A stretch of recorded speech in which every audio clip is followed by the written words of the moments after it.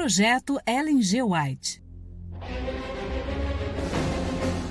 A leitura dinâmica dos livros do Espírito de Profecia. Eventos finais. Autora Ellen G. White.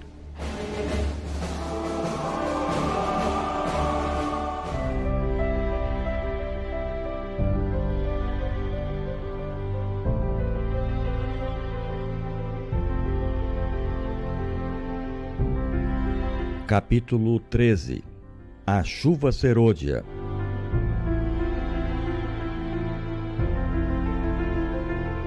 A obra do Espírito Santo é comparada à chuva.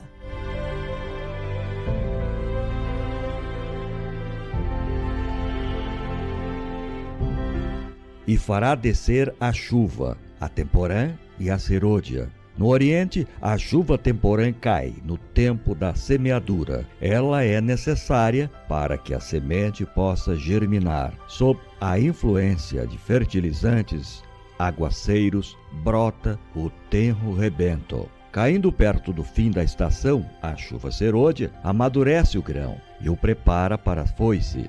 O Senhor emprega essas operações da natureza para representar a obra do Espírito Santo. Veja Zacarias, capítulo 10, versículo 1, Oséias, capítulo 6, versículo 3, Joel, capítulo 2, versículos de 23 ao 28.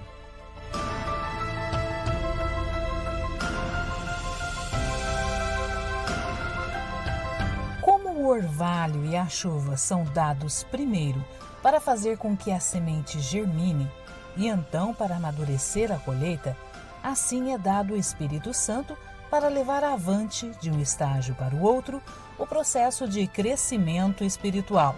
O amadurecimento do grão representa a terminação do trabalho da graça de Deus na alma. Pelo poder do Espírito Santo, deve a imagem moral de Deus ser aperfeiçoada no caráter. Devemos ser completamente transformados à semelhança de Cristo. A chuva serôdia, amadurecendo a seara da terra, representa a graça espiritual que prepara a igreja para a vinda do Filho do Homem. Mas, a menos que a chuva temporã haja caído, não haverá vida. A ramagem verde não brotará.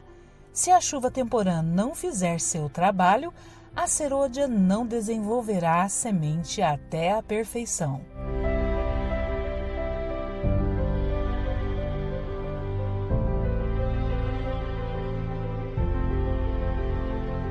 A chuva temporã veio em 31 depois de Cristo, no Pentecostes.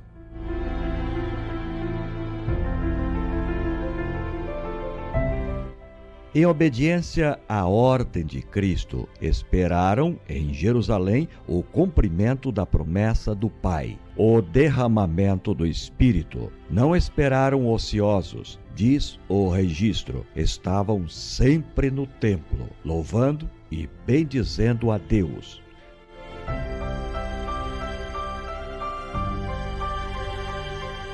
Ao esperarem os discípulos pelo cumprimento da promessa, humilharam o coração em verdadeiro arrependimento e confessaram sua incredulidade. Os discípulos oraram com intenso fervor para serem habilitados a se aproximar dos homens e, em seu trato diário, falar palavras que levassem os pecadores a Cristo.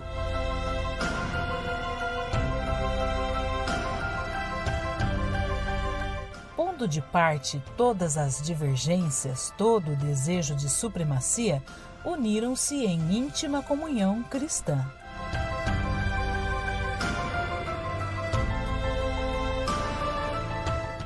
Só depois de haverem os discípulos entrado em união perfeita, quando não mais contendiam pelas posições mais elevadas, foi o Espírito derramado.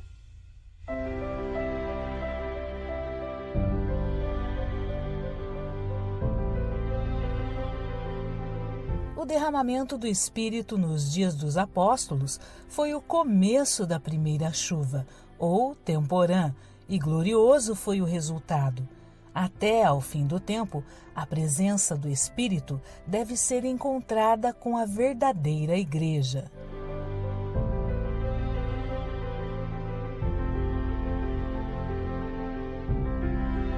Consequências da chuva temporã no Pentecostes.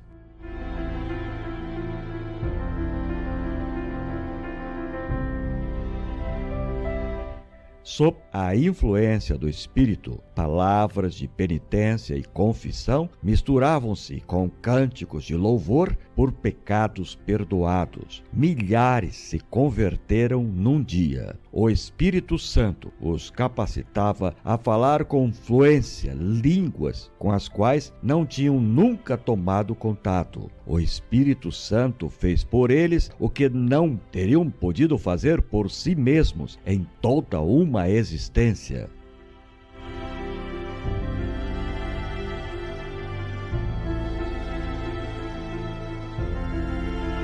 Seus corações estavam sobrecarregados com benevolência tão ampla, tão profunda, de tão vasto alcance, que foram impelidos a ir aos confins da terra, testificando do poder de Cristo.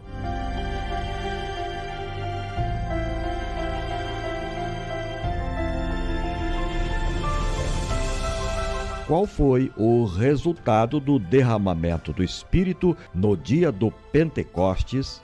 As boas novas de um Salvador ressuscitado foram levadas até as mais longínquas partes do mundo habitado. A igreja viu conversos vindo para ela de todas as direções. Extraviados converteram-se de novo. A ambição dos crentes era revelar a semelhança do caráter de Cristo, bem como trabalhar pelo desenvolvimento de seu reino.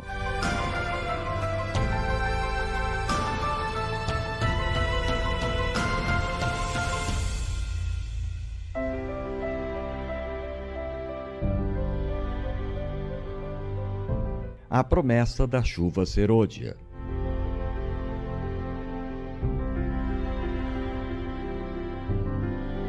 O derramamento do Espírito nos dias dos apóstolos foi a chuva temporã, e glorioso foi o resultado.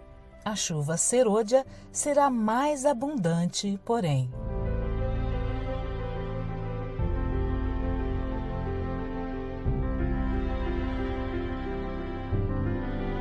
Ao avizinhar-se o fim da ceifa da terra, uma especial concessão de graça espiritual é prometida a fim de preparar a igreja para a vinda do Filho do Homem. Esse derramamento do Espírito é comparado com a queda da chuva serôdia.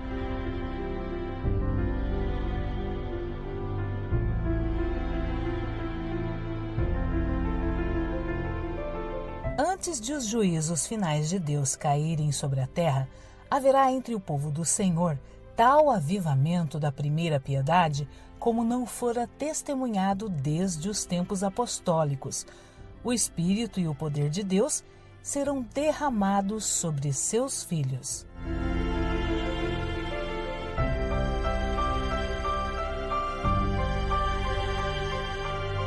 Esta obra será semelhante à do dia de Pentecostes. Assim como a chuva temporã foi dada no derramamento do Espírito Santo no início do Evangelho para efetuar a germinação da preciosa semente, a chuva serôdia será dada em seu final para o amadurecimento da seara.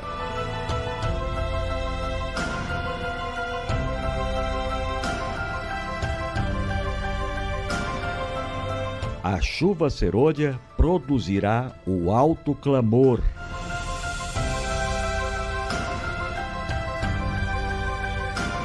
Nesse tempo, a chuva serôdia, ou o refrigério pela presença do Senhor, virá para dar poder à grande voz do terceiro anjo e preparar os santos para estarem de pé no período em que as 7 últimas pragas serão derramadas.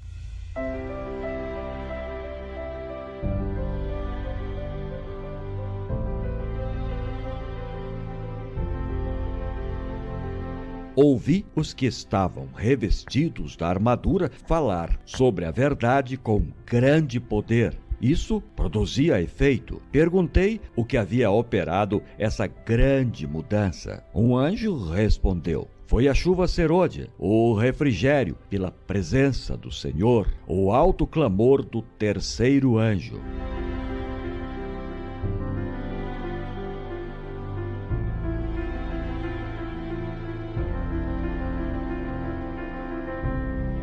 A chuva temporã produz conversão. A chuva serôdia desenvolve um caráter semelhante ao de Cristo.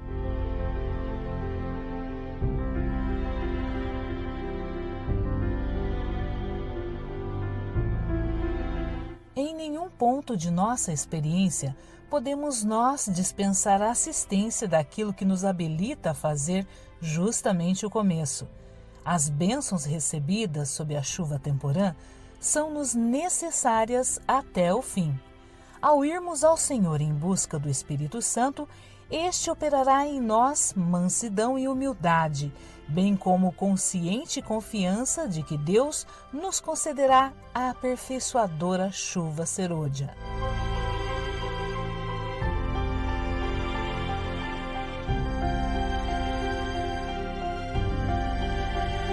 O Espírito Santo procura habitar em cada alma, caso seja ele bem-vindo como hóspede honrado. Os que o receberam se tornarão completos em Cristo. A boa obra começada será terminada. Os pensamentos santos, as celestiais afeições e os atos semelhantes aos de Cristo tomarão lugar dos pensamentos impuros, dos sentimentos perversos e dos atos obstinados.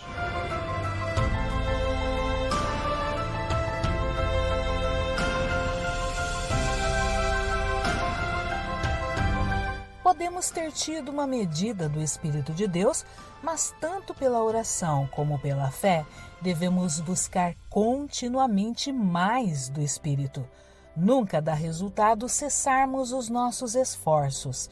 Se não progredirmos, se não nos colocarmos na atitude em que tanto possamos receber a chuva temporã como a serôdia, perderemos nossa alma e a responsabilidade jazerá à nossa porta.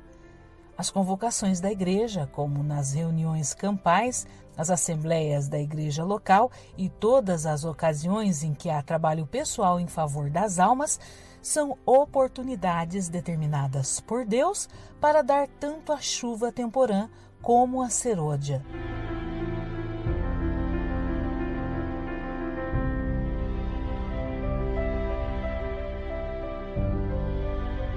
Quando o caminho estiver preparado para o Espírito de Deus, a bênção virá. Satanás não pode impedir uma chuva de bênçãos de cair sobre o povo de Deus, mais do que fechar as janelas do céu para que a chuva não caia sobre a terra.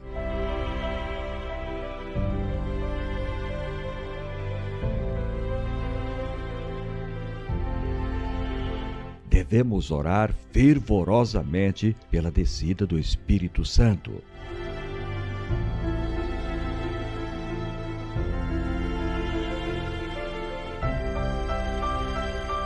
Devemos orar tão fervorosamente pela descida do Espírito Santo como os discípulos oraram no dia de Pentecostes. Se eles precisaram disso naquele tempo, nós hoje mais ainda.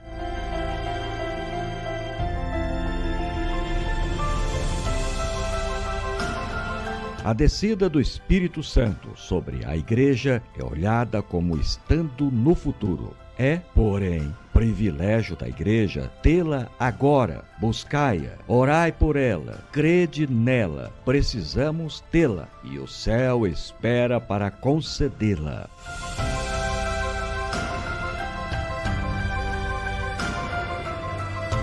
A medida do Espírito Santo que recebermos será proporcional à intensidade de nosso desejo, à fé exercida neste sentido e ao uso que fizermos da luz e do conhecimento que nos foram concedidos.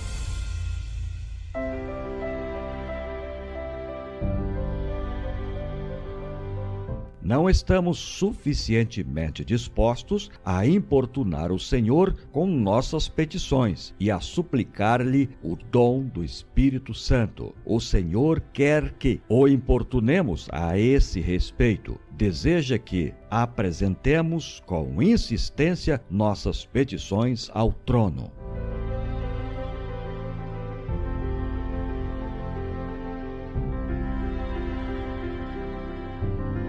Precisamos humilhar o coração em verdadeiro arrependimento.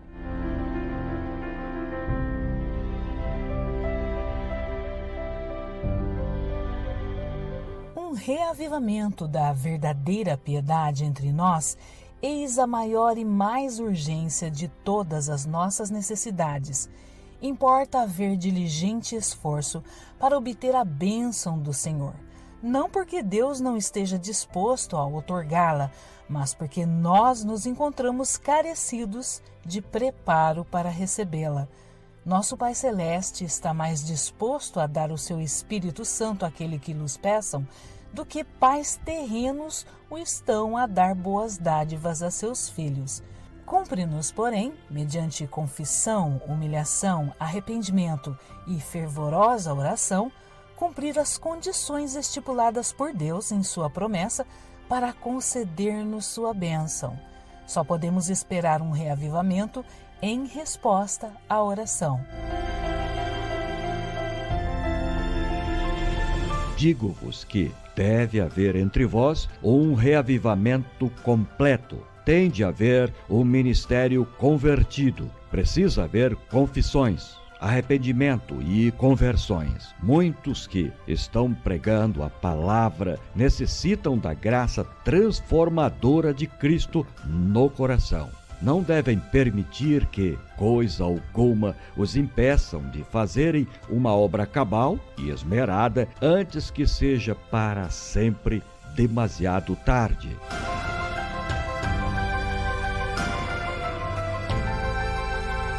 A reforma deve acompanhar o reavivamento.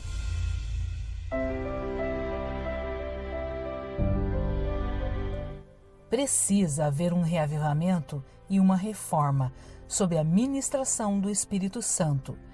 Reavivamento e reforma são duas coisas diversas. Reavivamento significa renovamento da vida espiritual, um avivamento das faculdades da mente e do coração, uma ressurreição da morte espiritual. Reforma significa uma reorganização, uma mudança nas ideias e teorias, hábitos e práticas. A reforma não trará o bom fruto da justiça, a menos que seja ligada com o reavivamento do Espírito. Reavivamento e reforma devem efetuar a obra que lhes é designada e, no realizá-la, precisam fundir-se.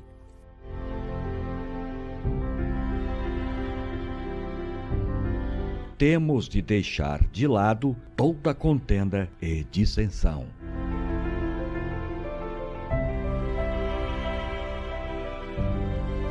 Quando os obreiros tiverem a presença permanente de Cristo em sua alma, quando estiver morto todo o egoísmo, quando não houver nenhuma rivalidade, nenhuma contenda pela supremacia, quando existir unidade, quando eles se santificarem de maneira que o amor de uns pelos outros seja visto e sentido, então os chuveiros da graça do Espírito Santo hão de vir tão seguramente sobre eles, como é certo que a promessa de Deus não faltará nem um jota ou um tio. Mas, quando a obra dos outros é diminuída para que os obreiros mostrem a própria superioridade, eles demonstram que a sua obra não apresenta a assinatura que devia.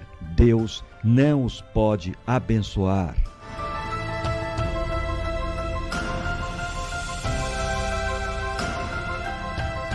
Para subsistirmos no grande dia do Senhor, com Cristo como nosso refúgio, nossa torre forte, temos de deixar de lado toda inveja, toda luta pela supremacia. Temos de destruir completamente as raízes dessas coisas profanas para que não tornem a brotar na vida. Precisamos colocar-nos inteiramente ao lado do Senhor.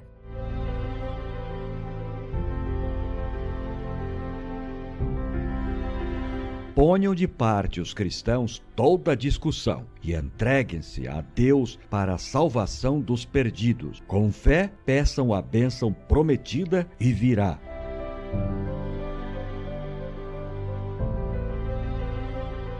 Amai-vos uns aos outros.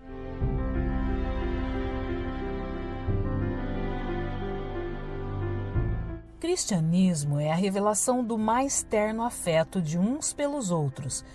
Cristo deve receber supremo amor dos seres que criou, e ele requer também que o homem nutra sagrada consideração por seus semelhantes. Toda alma salva, salvar-se-á por amor, o qual começa em Deus. A genuína conversão é uma mudança do egoísmo para a santificada afeição para com Deus e uns pelos outros.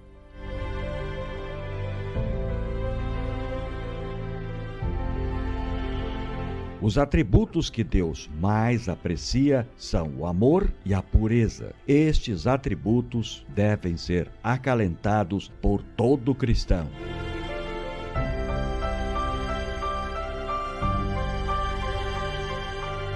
O mais forte argumento em favor do Evangelho é um cristão que sabe amar e é amável.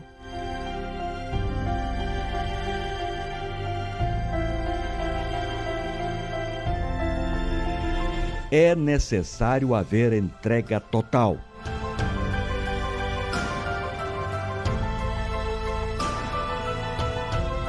Deus não aceitará nada menos do que a entrega incondicional. Cristãos indiferentes e corruptos não poderão entrar no céu. Eles não encontrariam felicidade ali, pois nada sabem dos elevados e santos princípios que governam os membros da família real. O verdadeiro cristão mantém as janelas da alma abertas em direção ao céu. Ele vive em comunhão com Cristo. Sua vontade está de acordo com a vontade de Cristo. Seu mais elevado desejo é tornar-se cada vez mais semelhante a Cristo.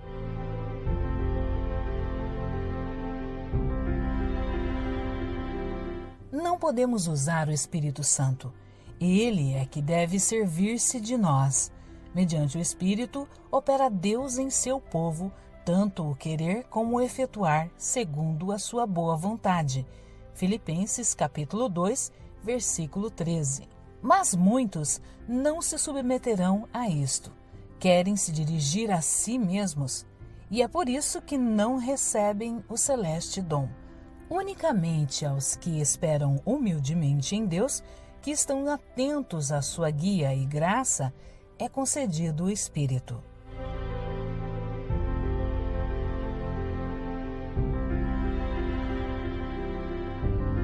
Desimpedir o caminho para a chuva serôdia.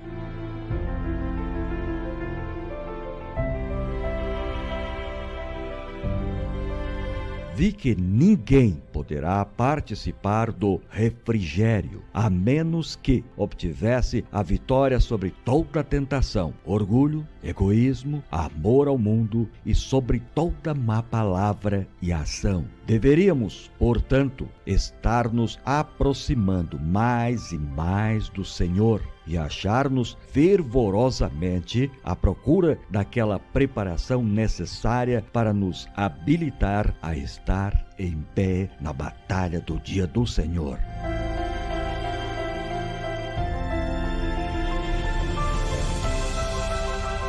Cumpre-nos remediar os defeitos de caráter, purificar de toda a contaminação o templo da alma.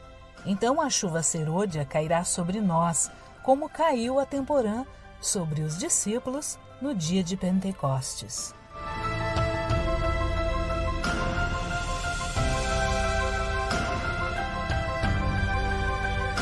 Não há coisa alguma que Satanás tema tanto como que o povo de Deus desimpeça o caminho mediante a remoção de todo impedimento, de que o Senhor possa derramar seu Espírito sobre uma enfraquecida igreja. Toda tentação, toda influência contrária, seja ela franca ou oculta, será resistida com êxito, não por força, nem por violência, mas pelo meu Espírito, diz o Senhor dos Exércitos. Zacarias, capítulo 4, versículo 6.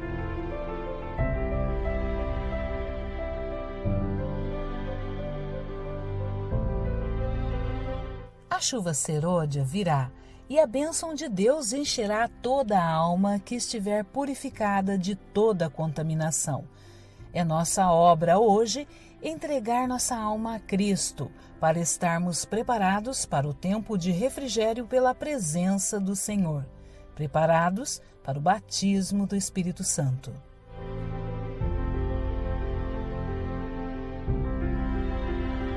Ser trabalhadores diligentes no serviço de Cristo.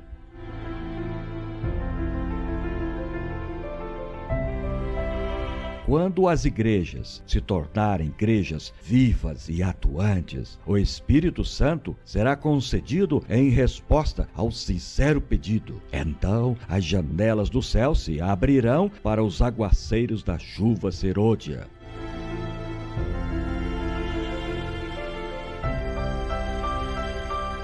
O grande derramamento do Espírito de Deus, o qual ilumina a terra toda com sua glória, não há de ter lugar enquanto não tivermos um povo esclarecido que conheça por experiência o que seja ser cooperador de Deus. Quando tivermos uma congregação completa de todo o coração ao serviço de Cristo, Deus reconhecerá esse fato mediante um derramamento sem medida de seu Espírito.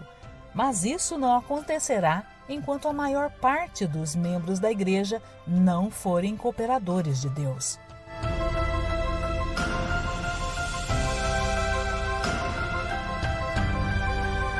Quando a ignomínia da indolência e preguiça estiver sido afastada da igreja, o Espírito de Deus se manifestará graciosamente, revelar-se-á o poder divino. A igreja verá a providencial operação do Senhor dos Exércitos.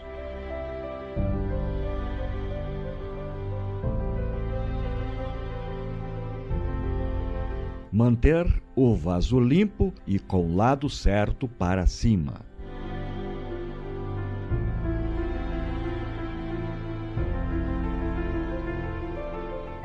Não precisamos nos preocupar com a chuva serôdia.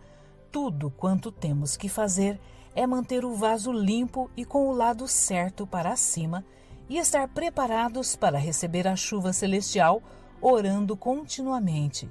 Que a chuva serôdia caia em meu vaso, que a luz do anjo glorioso que se une ao terceiro anjo resplandeça sobre mim. Dá-me uma parte na obra, que eu soe a proclamação, que eu seja um colaborador de Cristo. Assim, buscando a Deus, permiti-me contar-vos. Ele vos está preparando todo o tempo, concedendo-vos sua graça.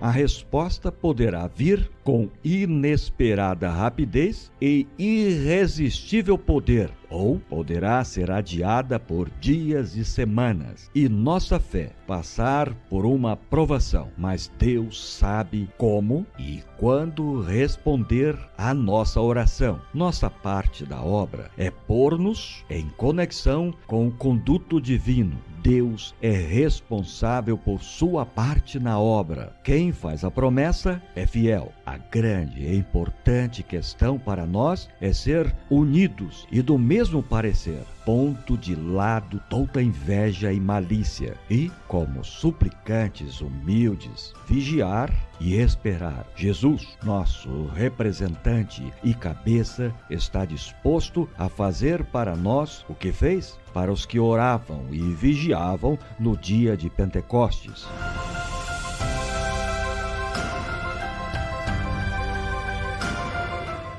não tenho nenhum tempo específico de que falar no qual tenha lugar o derramamento do Espírito Santo. Quando o poderoso anjo descer do céu e se unir com o terceiro anjo na conclusão da obra para este mundo, minha mensagem é que nossa única segurança é estarmos prontos para o refrigério celeste, tendo nossas lâmpadas preparadas e ardendo.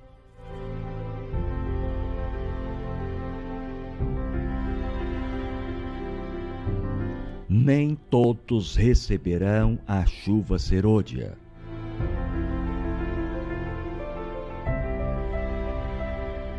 Foi-me mostrado que, se o povo de Deus não fizer esforços de sua parte, mas esperar apenas que sobre eles venha o refrigério para deles remover os defeitos e corrigir os erros, se nisso confiarem para serem purificados da imundícia da carne, do espírito e preparados para tomar parte do alto clamor do terceiro anjo, serão achados em falta.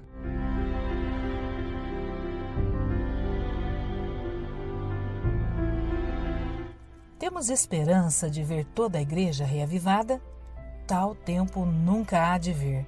Há na igreja pessoas não convertidas e que não se unirão em fervorosa prevalecente oração. Precisamos entrar na obra individualmente.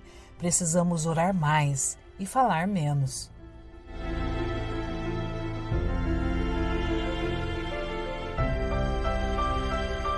Podemos estar certos de que, quando o Espírito Santo for derramado, os que não receberam nem apreciaram a chuva temporã não verão nem compreenderão o valor da chuva serôdia.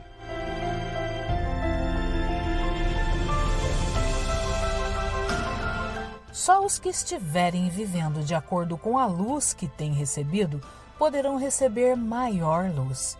A não ser que nos estejamos desenvolvendo diariamente na exemplificação das ativas virtudes cristãs, não reconheceremos as manifestações do Espírito na chuva serôdia. Pode ser que ela esteja sendo derramada nos corações ao nosso redor, mas nós não a discerniremos nem a receberemos.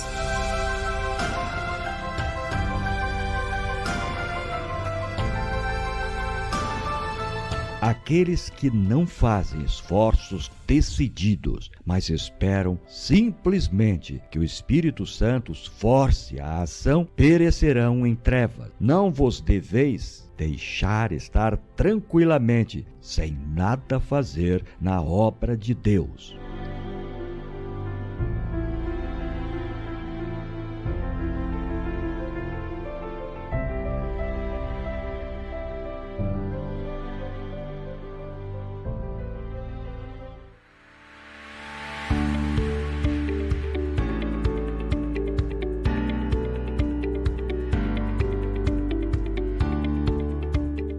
O áudio que você ouviu faz parte de um projeto missionário destinado a pessoas cegas e não alfabetizadas, sendo proibida a venda e comercialização do mesmo.